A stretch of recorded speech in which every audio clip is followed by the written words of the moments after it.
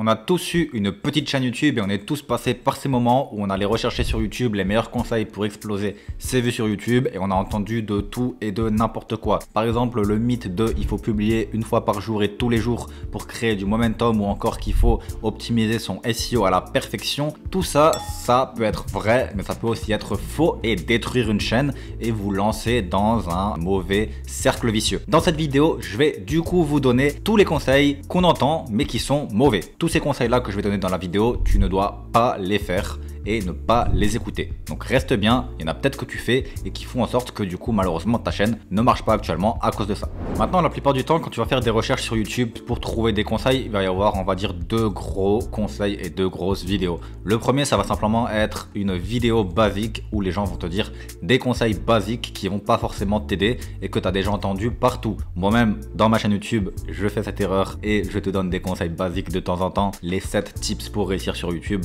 c'est pareil partout. Tout le monde te dit la même chose et voilà, ça va pas forcément t'aider, c'est pas très spécifique. Et il y a aussi le deuxième type de vidéo qui va être tout simplement tu dois faire des meilleures vidéos, ta vidéo est nulle à chier, tu fais du mauvais travail et voilà, que des critiques, c'est pas très encourageant. Donc ça c'est les deux types de vidéos. Dans cette vidéo, moi je vais essayer du coup de te donner ce qu'il ne faut pas faire et ça va sûrement t'aider et ça va être des conseils un peu plus poussés. Donc le premier gros mythe que je vais regarder maintenant, c'est le mythe du il faut publier tous les jours. Alors bien évidemment publier tous les jours c'est prouvé, ça va apporter plus de résultats et pas forcément juste publier tous les jours mais publier fréquemment, tout le temps et le plus possible. Maintenant il va y avoir deux différences. La première c'est bien évidemment publier tous les jours ça va apporter plus de résultats mais est-ce que c'est humainement possible de publier tous les jours? Puisqu'il ne faut pas forcément publier pour publier mais il faut publier de la qualité. Alors moi j'aime bien une phrase que on va dire j'ai inventée qui est que si tu veux savoir combien de vidéos tu dois publier par semaine ou si tu dois publier une fois par jour, bah c'est très simple. La phrase c'est tu dois publier un maximum de vidéos possible par semaine, donc une par jour maximum quand même, on va pas abuser. Mais en même temps, il faut que ce soit humainement possible et de qualité et sans te mettre en dépression et que tu dois tenir sur le long terme. Donc ce que je veux dire par là, c'est que ça sert à rien de publier une vidéo par jour parce qu'on t'a dit de publier une vidéo par jour. Si ensuite tu publies une vidéo par jour de mauvaise qualité, tu vas ennuyer ton audience en plus. Si par exemple tu recherches pas forcément trop tes sujets et que tu publies une vidéo par jour parce que tu dois, au final bah tu vas même peut-être tomber en dépression parce que ça va être trop de travail pour toi, tu n'auras pas de résultats, etc., etc. Donc ce qu'il faut faire, c'est avant tout penser à la qualité, avant tout penser à faire des vidéos qui vont être aimées et appréciées de ton audience et également avant tout penser à la régularité. Il faut être régulier, il ne faut pas forcément spammer mais être régulier et pouvoir tenir sur le long terme. Donc non, publier tous les jours n'est pas forcément un bon conseil et tu dois adapter à ce que tu peux faire. Est-ce que tu as un job à côté ou pas? Est-ce que tu peux faire ça une fois par jour de façon à avoir de la qualité ou pas? Voilà, pose-toi ces questions. Le deuxième conseil qu'on entend beaucoup, c'est inspire-toi de ta concurrence, inspire-toi des plus gros youtubeurs. Alors ce conseil, il peut être un petit peu vrai, mais la plupart du temps, il est totalement faux. Tout simplement parce que, on va prendre l'exemple en français. Est-ce que quand tu commences une chaîne, tu vas pouvoir t'inspirer de Squeezie? Déjà, de 1, est-ce que tu as son budget pour faire les vidéos? Et de 2, est-ce que tu peux inviter Michou et tous les autres gros youtubeurs dans tes vidéos ou pas? Bon, la réponse, elle est déjà non pour ces deux questions. Ensuite, est-ce que tu as 15 millions d'abonnés sur ta chaîne? La réponse est non. Pourquoi est-ce que Squeezie fait des vidéos aussi générales et aussi broad en quelque sorte, donc qui touchent tout le monde? Tout simplement parce qu'il a tellement d'abonnés qu'il ne peut pas faire des vidéos spécifiques. S'il fait des vidéos spécifiques qui n'intéressent pas tout le monde, qui sont faites pour tout le monde et qui sont lisses, et lui, il va pas faire de vues. Ou encore pire, il va énerver des gens parce qu'il a une communauté beaucoup trop grosse. Toi, si par exemple, tu es dans une niche, tu as peut-être envie de prendre un point de vue sur un sujet. Et donc, tu vas mettre un point de vue dans ta vidéo. Ou peut-être aussi que tu vas vouloir faire des vidéos spécifiquement dans cette niche et pas des vidéos aussi générales. Ou peut-être aussi que parce que tu n'as pas 15 millions d'abonnés, tu vas pas avoir les mêmes résultats que Squeezie qui lui réfléchit à une stratégie avec quelqu'un qui a déjà 15 millions d'abonnés. Toi, tu vas réfléchir à ta stratégie avec 200 abonnés ou 1000 abonnés. C'est pas la même chose. Tu vas pas faire les mêmes vidéos quand tu as 1000 abonnés pour toucher 1000 abonnés que quand tu as 15 millions pour toucher 15 millions. On peut prendre aussi l'exemple par exemple pour MrBeast. MrBeast, il dépense des millions d'euros dans ses vidéos. Est-ce que tu peux dépenser des millions d'euros? Non. Et en plus de ça, MrBeast, il est américain. En Amérique, les gens veulent voir un autre contenu. MrBeast en français, en réalité, ça marche pas des masses. Donc si quelqu'un faisait du MrBeast en français, ça marcherait beaucoup moins bien. Parce que toi, tu veux peut-être t'adresser à une communauté française et donc les Français ont des goûts différents. Également, peut-être que t'as pas forcément le même caractère que MrBeast ou le même caractère que Squeezie. Donc il faut que tu adaptes tes vidéos à ton caractère à toi. Donc voilà, il y a plein de choses à voir. Alors certes, il faut s'inspirer des concepts qui fonctionnent, mais ne t'inspire pas à 100%.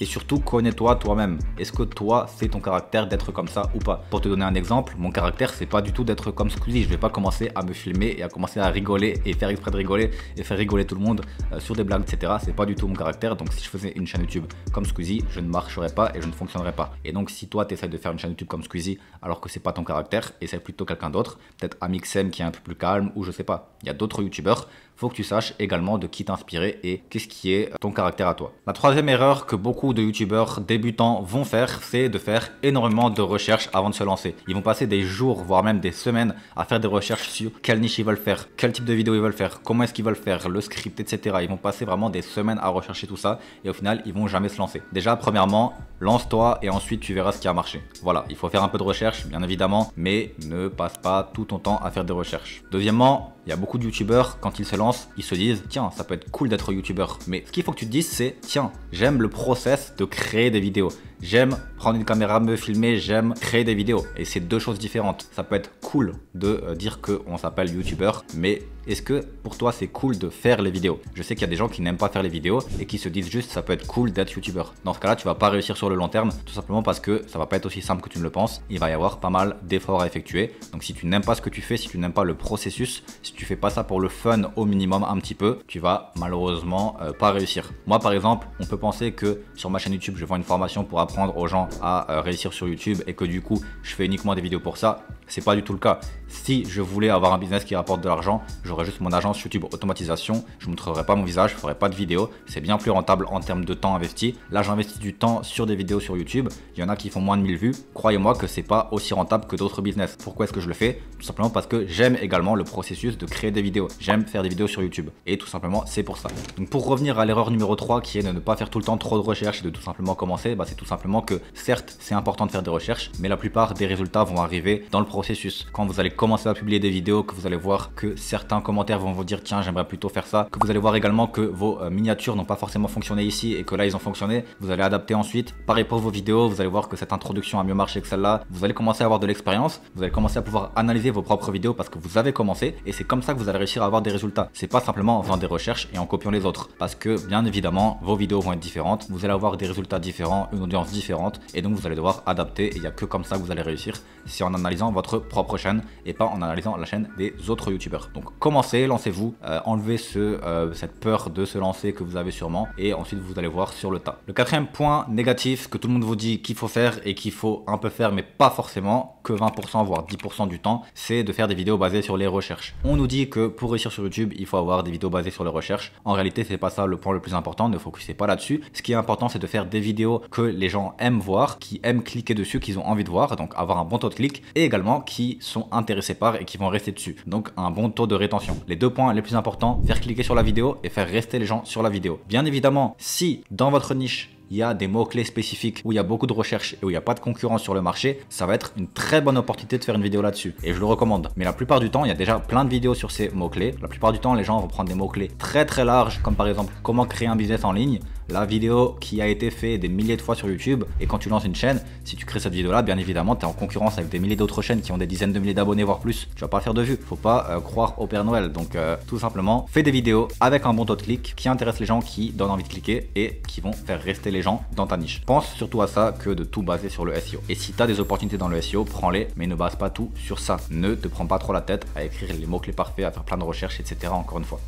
Le cinquième et dernier mauvais conseil que les gens vous disent, c'est d'écouter les conseils et d'appliquer tout simplement. La réponse est malheureusement non. Tout le monde a son propre processus, tout le monde a sa propre chaîne YouTube, tout le monde a son propre caractère et donc il est possible que je vous ai dit un conseil dans une vidéo mais qui s'appliquait pas forcément à vous. Peut-être que vous êtes quelqu'un qui marchait mieux avec le fait de faire une vidéo par semaine plutôt qu'une vidéo par jour ou une vidéo tous les 3 jours. Peut-être que vous avez un autre emploi du temps à côté qui vous empêche de faire ci ou ça. Peut-être que vous allez plus miser sur des vidéos documentaires longues avec de la qualité que de spam des vidéos un peu moins longues, un peu moins qualitatives, mais de faire des choses régulièrement et d'avoir un petit peu de vues. Il y a plein de choses différentes sur YouTube, il y a plein de concepts différents, il y a plein de manières de réussir sur YouTube et il faut simplement que vous trouviez votre manière de réussir sur YouTube et ça encore une fois ça vient avec l'expérience en faisant des tests. Faites également ce que vous aimez, si vous faites pas ce que vous aimez ça va pas marcher, ça va se ressentir. Il y a pas mal de choses qui entrent en compte et donc n'écoutez pas tout simplement des conseils et appliquez-les sans réfléchir. Réfléchissez toujours à ce que vous voulez faire et à ce que vous voulez créer sur votre chaîne.